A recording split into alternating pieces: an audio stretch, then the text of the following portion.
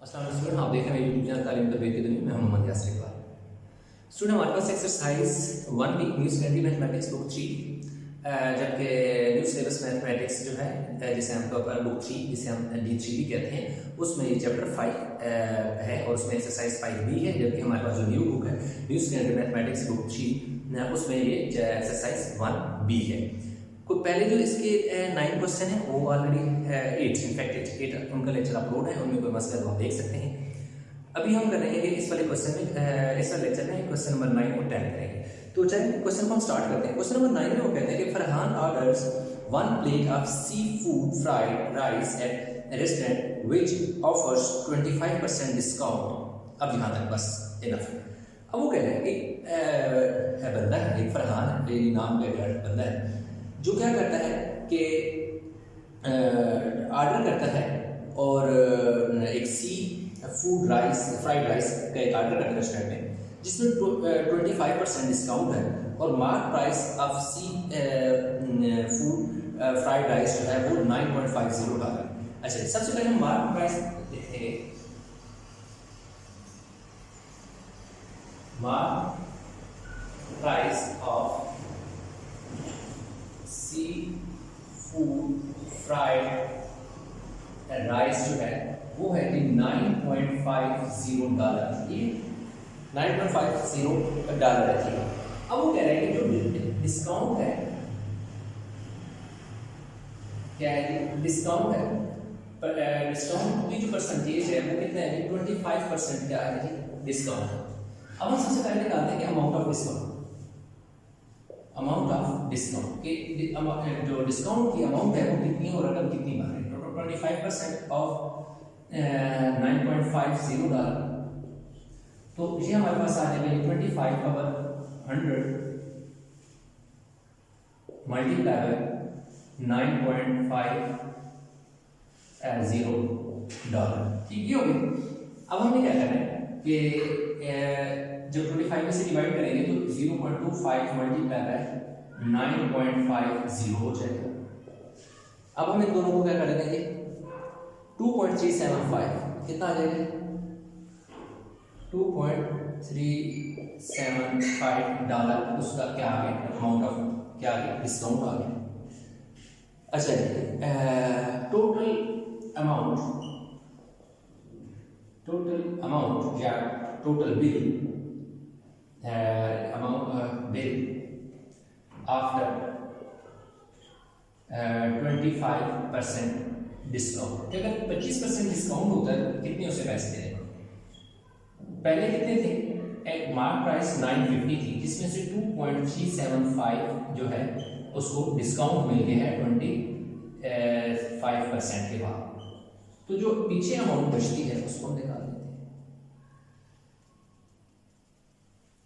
7.125 जो डॉलर है उसको उसका बिल बना जो 25% डिस्काउंट। लेकिन उसमें क्या है कि जो सर्विस चार्जेस है ना वो कितने हैं जी, 10% कह रहे सर्विस चार्जेस देने पड़ेंगे एंड 7% क्या करना पड़ेगा, GST भी देना पड़ेगा।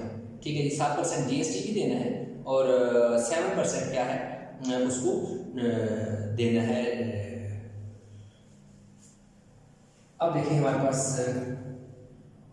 Service charges, amount of service charges या सर्विस चार्जेस भी लिख लें तब भी ठीक है। अमाउंट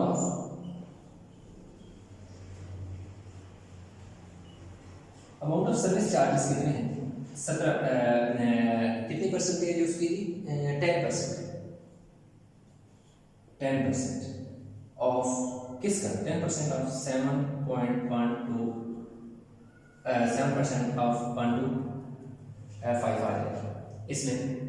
उसके बाद हमारे पास बल्कि इसको एक साथ ही लिख लें, अब चाहे उसको एक साथ लिखें, amount of service charges plus GST, तो टोटल कितना है 17% हो जाएगा ऑफ 7.125। तो 17/100 मल्टीप्लाई बाय 7.125 इसको सिंप्लीफाई कर लेते हैं, 17 मल्टीप्लाई बाय 7.125 डिवाइड बाय 100, तो ये आ जाएगा 1.21125, 1.21125 जो है उसको क्या करना पड़ेगा, देना पड़ेगा इसका सर्विस चार्जेस और जीएसटी इसमें इंक्लूड। तो टोटल बिल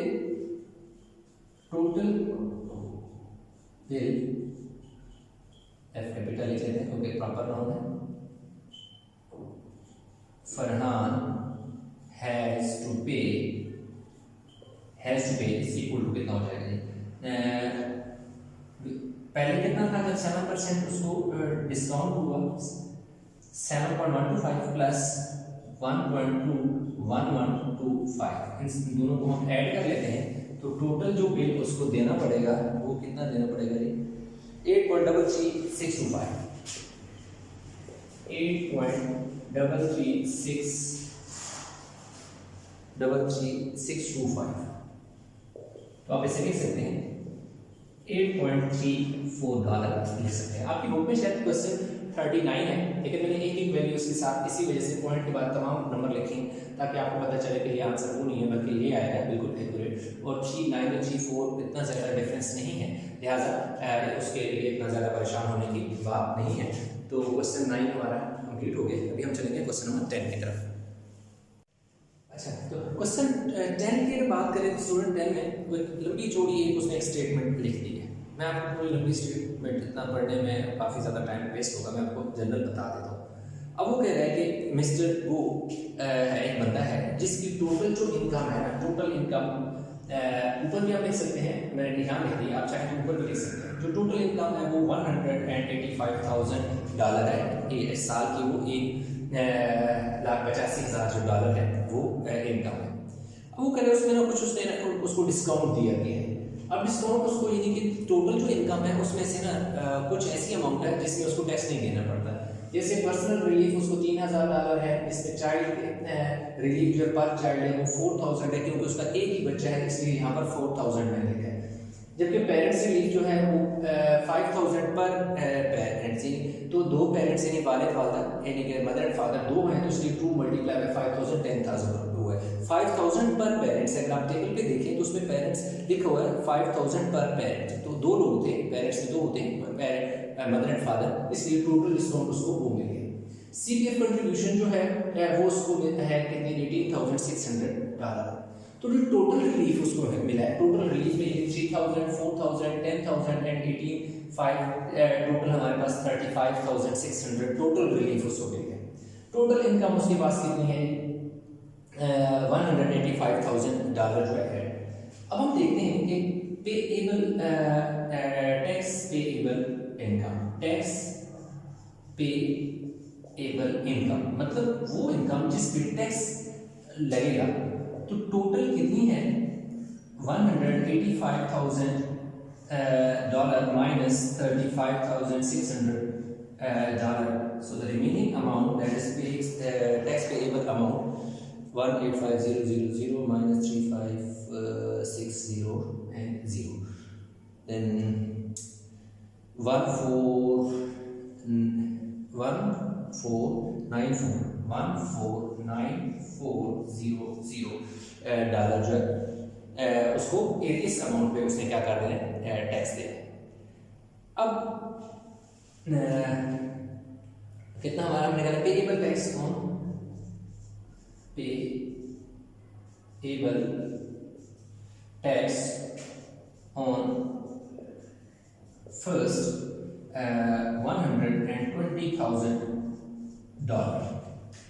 अब $120,000 पे जो टोटल फिक्स अमाउंट है जिसने टैक्स देना है वो 7,950, यानी अगर वो 1,20,000 रुपए कमाता है तो 7,950 7,150 फिक्स जो टैक्स है देना पड़ेगा उसे $120,000।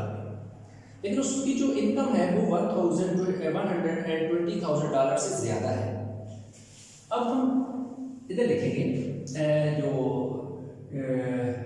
रिमेनिंग अमाउंट आप कह सकते हैं कि रिमेनिंग अमाउंट कितनी है,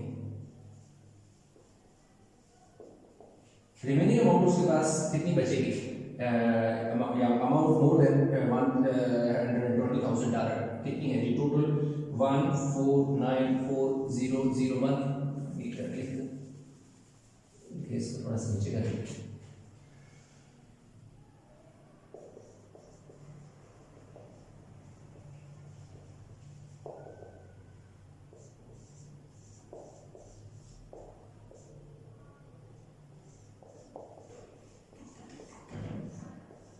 टोटल इनकम 49,400 थी, $149,400 माइनस $120,000, हम इन दोनों को माइनस करेंगे, ये बनेगी 29,400। अब $29,400 उसको वो है जो फिक्स रेट से ज्यादा, यानी जो $7,950 जो फिक्स अमाउंट है $120,000 पे, उससे ज्यादा की जो है उसका रेट कितना है,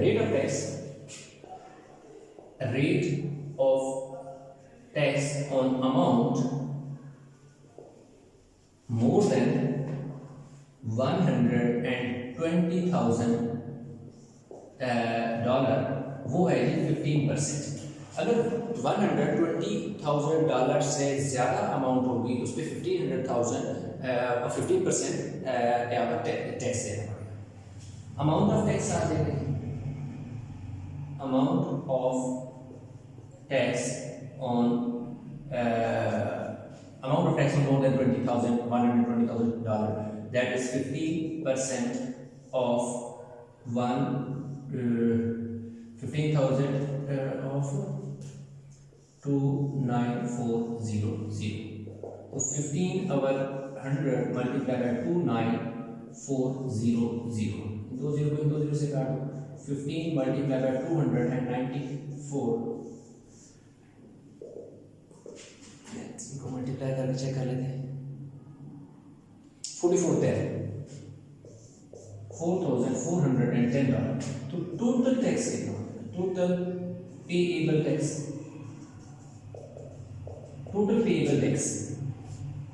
फिक्स अमाउंट दैट इज $7,950,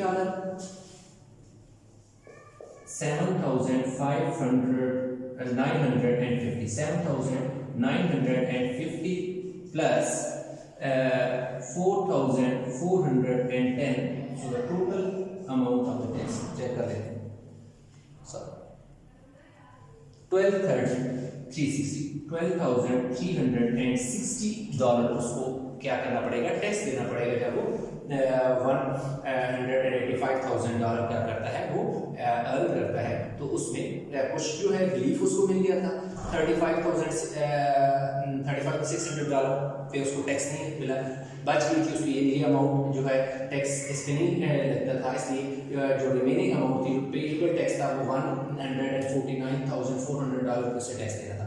उसमें 120,000 जो इनकम थी उसमें फिक्स था, दैट इज 7,950 था, जबकि जो 120,000 से ज्यादा अमाउंट थी उसमें जो टैक्स का रेट था वो कितना था, 15%। तो 15% किसका था, जो 29,400 का मैं निकाला, क्योंकि $29,400 का जब हमने 15% निकाला तो वो 4,410 आ गया, 4,410, तो 4,410 उसको जो 120,000 से ज्यादा अमाउंट थे उस पर टैक्स देना पड़ा, जबकि 120,000 पे फिक्स टैक्स था जो कि 7,950 था, तो टोटल उसको टैक्स देना पड़ा 12,360। अब ये आप सोच रहे होंगे कि ये मुझे कैसे पता चला कि $120,000 मैंने कहाँ से देखा, ये देखिए आपकी बुक में दिया हुआ है, ये टेबल दिया हुआ है, उस टेबल में ये चीज़ें गिवन है कि अगर कितनी इनकम होगी तो उसमें कितना फिक्स होगा और उसके ऊपर जो भी उसमें इतनी परसेंटेज होगी।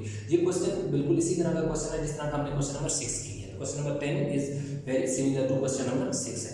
तो इसमें हमने क्वेश्चन नंबर 10 की उम्मीद करता हूँ क्वेश्चन समझ आया होगा।